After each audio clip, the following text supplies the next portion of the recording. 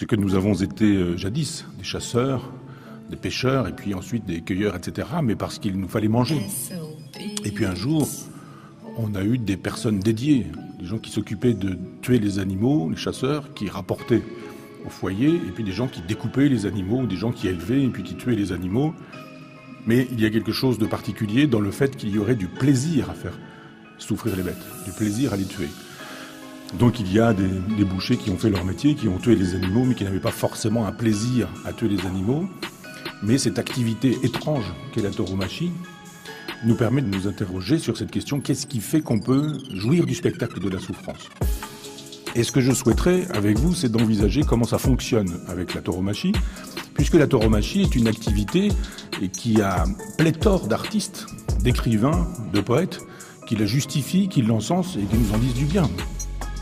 Et je vais essayer de vous faire voir comment tout ça s'articule. Et je voudrais, avant de commencer toute chose, vous faire 2 citations, vous lire 2 textes qui pourraient me permettre de dire, voilà, j'ai lu le texte, je vous ai fait la confiance et je m'en vais. En fait, tout pourrait être dit dans ces 2 textes. Ce sont 2 citations. L'une est de Simon Casas, c'est l'homme qui détient la tauromachie en France. Et dès qu'on a besoin de quelqu'un pour défendre la tauromachie, c'est lui. Et il a écrit un livre qui s'appelle « Taches d'encre et de sang », dans lequel on peut lire ceci. « Faire l'amour au taureau, c'est sûr, c'est impudique. C'est beau.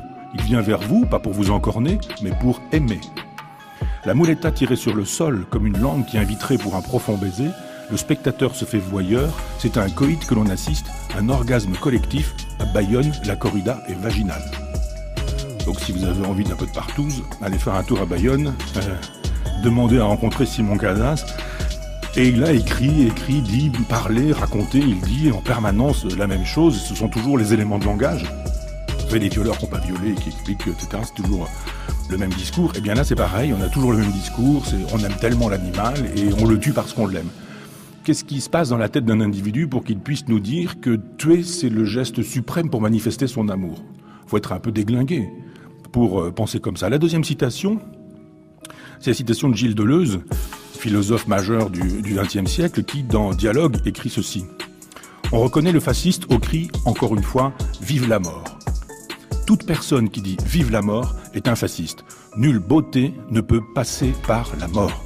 Tout en moi s'offense lorsque je vois des formes qui se rattachent à un culte de la mort quelconque, parce que c'est ça, encore une fois, le fascisme, c'est ça la tyrannie.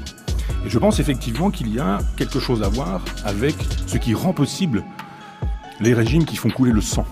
On ne peut pas faire couler impunément le sang, fût-ce le sang d'un animal. On a pu dire effectivement dans les conférences précédentes que pour se nourrir, on devait pouvoir faire couler le sang, mais dans une configuration qui devrait rester de toute façon parcimonieuse, mais sûrement pas sadique. Il n'est pas question de jouir de tuer. Il n'est pas question de jouir de faire un spectacle de la mort.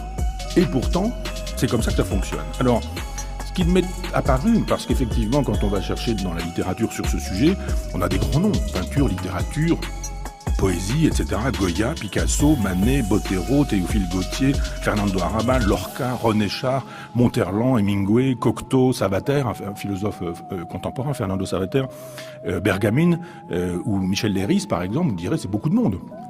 Et qu'est-ce qu'on a à mettre en face? Est-ce que, en face de cette tradition littéraire, picturale, poétique, est-ce qu'on a un texte qui critique la tauromachie? Il n'y en a pas.